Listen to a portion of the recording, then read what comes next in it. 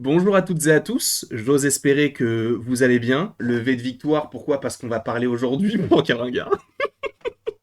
Aujourd'hui, on va parler de DC, chose qu'on ne fait que très rarement, que trop rarement malheureusement, sur la chaîne, même s'il est vrai qu'on a tourné, enfin en tout cas Anto a tourné sa partie d'une vidéo sur Batman il y a de cela maintenant 8 ans, qu'il faut que je finisse de monter, que j'ai toujours pas fini de monter, mais qui arrivera. J'étais au collège. Oh oui, il est au collège, oh oui, on s'est connus à cette époque et je lui ai dit, Non, vas-y, fais-moi une vidéo.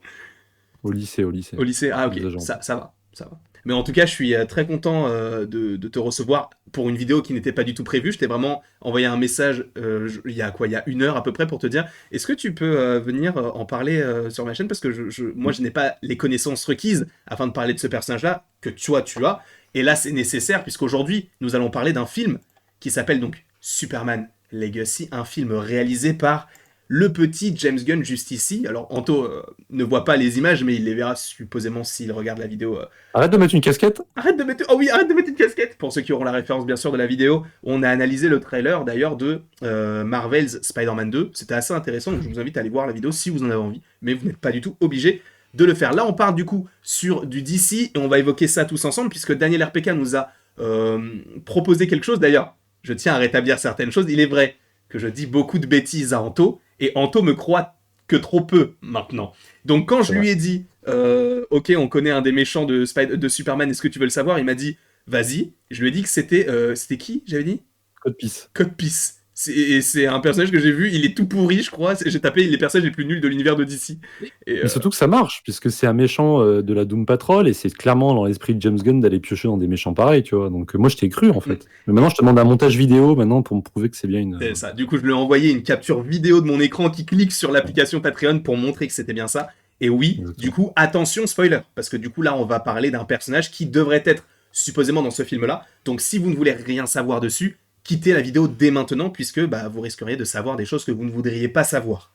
Donc, tous ensemble, on va évidemment parler donc du film Superman Legacy, un film qui, pour rappel, donc est scénarisé et réalisé par James Gunn, qui devrait sortir le 25 juillet 2025, date américaine. Donc, on l'aura, bon, pareil, hein, soit un petit peu avant, soit un petit peu après, mais aux alentours de juillet 2025 en France, donc réalisé par ce petit bonhomme. On a certaines annonces de casting, mais on n'en parlera pas forcément dans cette vidéo-là, puisque là, ce que Daniel RPK nous a partagé comme petite information concernant son petit Patreon, c'est qu'on aurait donc un personnage qui serait donc dans ce film-là. Alors, ce serait donc l'un des antagonistes, mais pas forcément le principal. Donc peut-être que ce ne sera juste qu'un teasing. Lui-même ne sait pas encore, il sait juste qu'il sera dans le film. Mais bien évidemment, nous allons parler de Brainiac. Donc pas de Code Peace, mais bien de Brainiac, donc l'un des méchants emblématiques de l'univers de Superman. Alors, je voulais juste vite fait commencer pour vous dire que je le connais un tout petit peu, mais vraiment un tout petit peu, parce que j'ai joué du coup au jeu Injustice. D'ailleurs, cette image-là est tirée du coup du jeu Injustice. Mais ça fait tellement longtemps que j'ai joué au jeu, je ne me souviens quasiment plus de l'histoire, surtout par rapport à ce petit personnage-là. Mais Anto, lui, bien sûr, qui est, je pense, la personne la plus capable d'en parler dans le monde et plus précisément même au Venezuela. Qu'est-ce que tu peux nous dire concernant ce petit Brainiac? Déjà, qui c'est? Est-ce que tu t'en souviens un petit peu, même si tu m'as déjà fait des audios? Mais en fait, c'est plus simple que ce soit Possible. toi qui l'explique, si tu le veux bien. Non, c'est pour ça que je suis venu, en fait. J'ai pas envie de l'expliquer, je me casse. Ça marche, bah, je mets l'outro et on se quitte là-dessus. Alors, on peut se quitter là-dessus. Ça À marche. la, Ça à la marche. prochaine pour la prochaine, tout ça, Yes, vous aïe. connaissez. Bien sûr. Alors déjà, je voudrais rétablir une vérité. Je n'étais pas au lycée il y a 8 ans. J'étais à la fac. Et je me rends compte que je suis vieux. Mais non. Et deuxième vérité, donc je ne suis pas le meilleur spécialiste Superman. Il y a des gens qui en parlent bien mieux que moi, notamment des gens qui estiment que voir Superman se raser avec sa vision thermique, c'est un peu kitsch. Voilà. Enfin non, justement, que ce n'est pas kitsch. Non, que c'est un peu kitsch, justement. Et du coup, c'est des gens qui ont un avis bien plus affûté que le mien. Voilà, je précise. Donc, n'hésitez pas à les suivre, ces personnes, si vous les connaissez. Non, c'est pas la peine. Sachez juste, on peut préciser quelque chose quand même, parce que on parle d'Anto qui est fan de Superman et des comics, etc. Mais il y a aussi NCK de la Ligue des Nakama qui Bien est sûr. fan du personnage. Bon, Alors je ne sais pas pour Mr. Prince, mais en tout cas, NCK, c'est sûr, parce que je regarde souvent. Et notamment, en plus, vous avez fait, bon, c'est pas forcément en lien avec Superman, mais si vous avez fait un live sur la chaîne de Comics Guardian sur justement les dernières informations tout à autour de fait. Superman Legacy. Et puis sur la chaîne des Nakama, il y a une rubrique qui s'appelle la rubrique NCK, la rubrique de NCK donc sur Superman, parce que je crois que c'est son top 1, donc c'est son super-héros préféré pour les valeurs qu'il inspire, tout ça. Et j'ai eu l'occasion de participer à deux épisodes de mémoire. un centré sur la série animée de 96 avec Brainiac, notamment, qui était ma première rencontre avec le personnage. Je rattache au sujet, Oh je suis oui, en fou. c'est incroyable. Oh oui, c'est Et un fait autre. pour ce métier. Je suis en Oh, fou, le je me lance sur streamer. YouTube. Le streamer.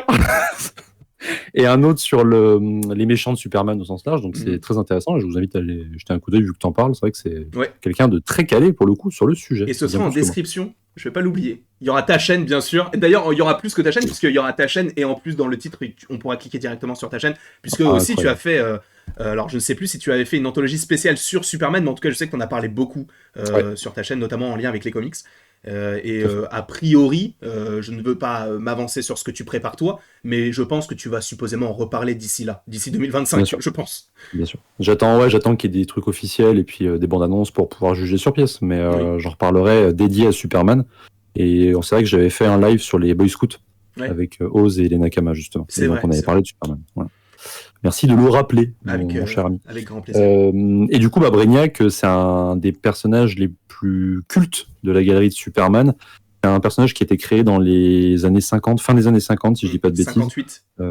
58, exactement. Et qui, en fait, fait partie de ces touches très Silver Age, c'est-à-dire l'ambiance des années 50, 60, où on venait de créer Barry Allen, on venait de créer Hal Jordan, on commençait vraiment dans les comics à s'orienter vers la SF, et du coup Brainiac fait partie de ces premières touches de SF, là où Superman dans les années 40 était plutôt terre à terre au final. Il y avait très peu d'évocation de sa galerie de vilains de l'espace ou de la SF, puisqu'ils existaient pour la plupart pas du tout. Et du coup, Brainiac faisait partie de ces premières touches. Alors, moi, sur le Silver Age, à proprement parler, donc les années 50-60, je suis pas le plus calé, c'est des histoires qui ont assez mal vieilli, je trouve, en tout cas dans celles que j'ai lues, les quelques que j'ai lues. Donc Brainiac, je le connais, moi, surtout par rapport aux adaptations récentes, et je me baserai beaucoup là-dessus, notamment sur le... Oh oui, parce que j'ai préparé.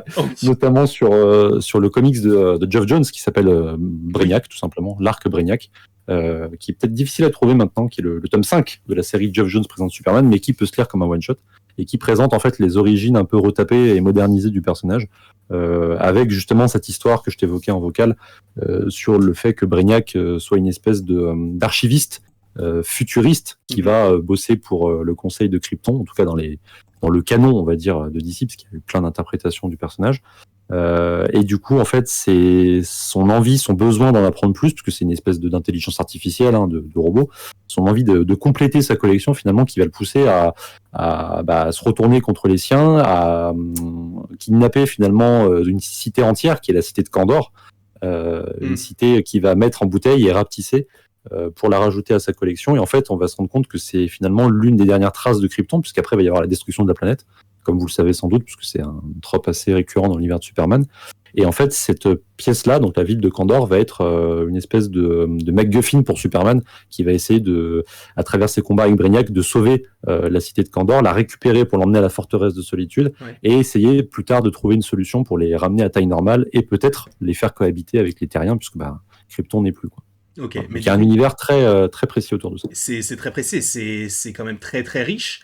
Donc moi, c'est une autre question aussi que je voulais vous poser à vous dans les commentaires, mais également à toi, qui a lu des comics par rapport à cela. Est-ce que ce n'est pas, même si enfin moi c'est un personnage que j'aimerais bien voir, mais est-ce que ce ne serait pas trop tôt ou trop maintenant d'avoir un personnage comme ça, sachant qu'on ne sait pas vraiment vers quoi se destine l'univers de DC de James Gunn, même si ça pourrait vraiment mettre il mettrait vraiment les pieds dans le plat entre guillemets en se disant voilà ce qu'on vous propose, vous allez voir après ce qui va suivre, ça pourrait être différent, mais vous allez voir qu'en vérité il y aura des choses qui seront un petit peu de la même trempe avec des petites surprises et des gros personnages comme lui.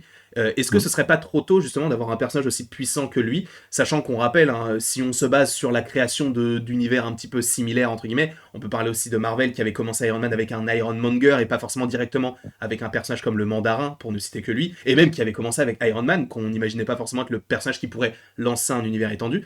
Donc ce sont des paris à prendre, et ce qui a déjà été fait et qui a déjà été concluant financièrement et voilà, au niveau de la critique, etc.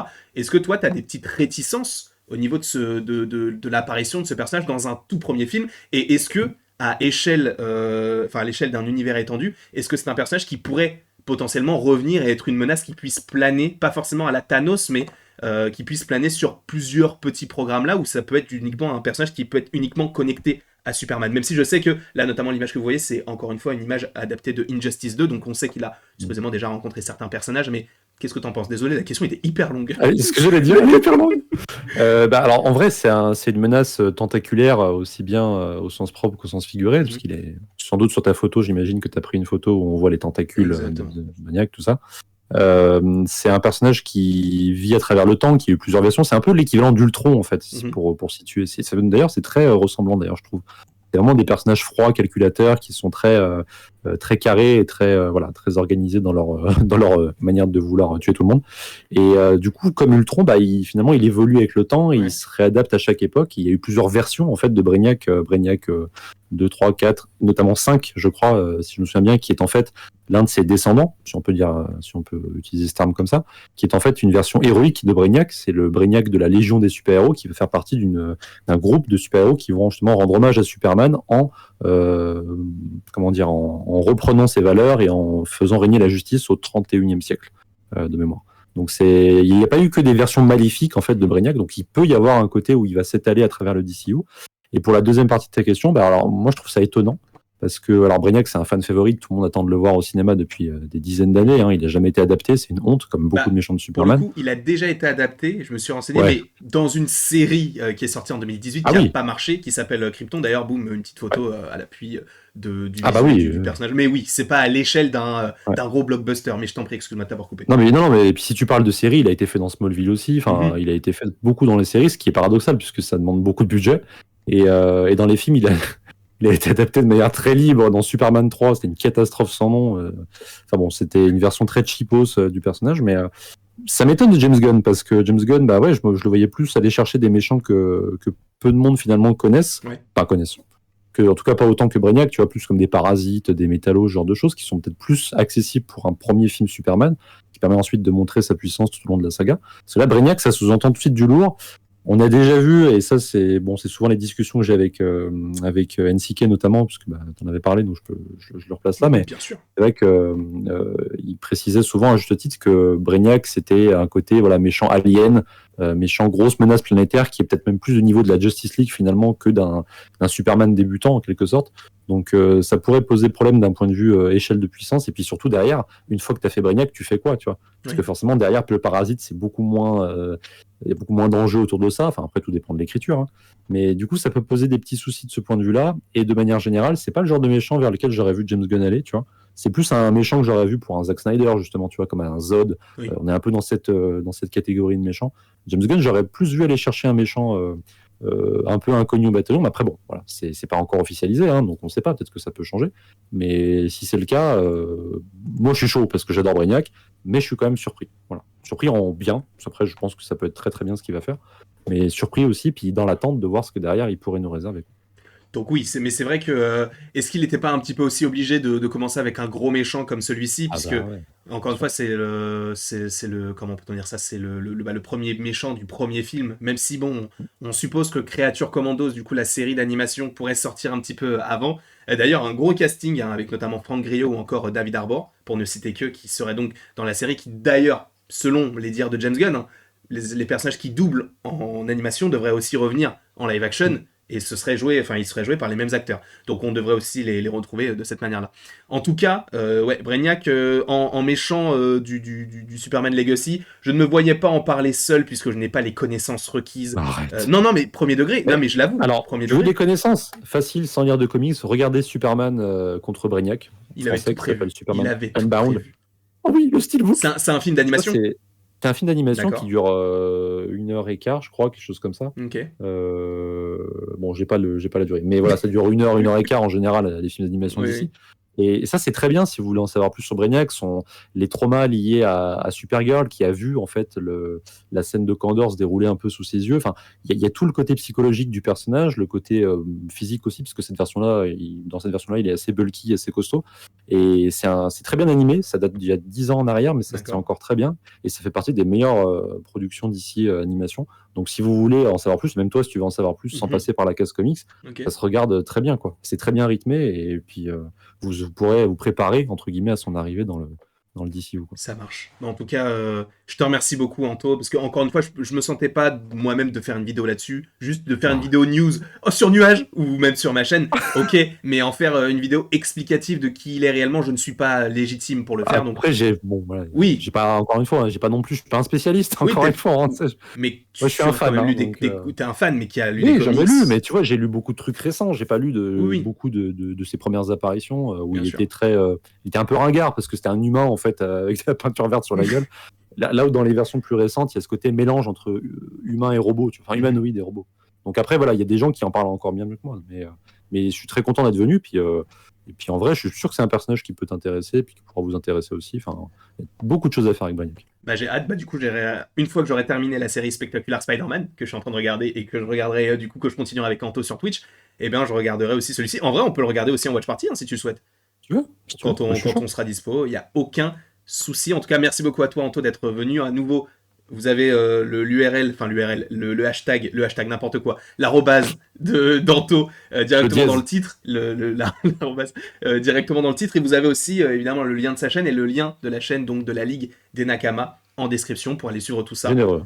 Comment ? Très généreux aujourd'hui. Très généreux aujourd'hui. Mais surtout, il faut que j'y pense. Parce que sinon, tu faudrait que tu me le rappelles si tu peux, s'il te plaît. Oui, si tu veux, je te reprends. Mais en tout cas, je vous remercie grandement. Bien sûr, n'hésitez pas à aller voir ce que propose Anto, même si je suppose que vous le connaissez déjà. C'est un homme incroyable. Mais je vais pas trop le saucer. Voilà. Faut pas trop qu'il prenne la confiance. En privé. Oh oui. Mais en tout cas, merci beaucoup à toi, Anto. Et il ne me reste plus parce que c'est pas une discussion, mais il ne me reste plus qu'à vous dire à la prochaine pour la prochaine. Et là, je coupe nos micros.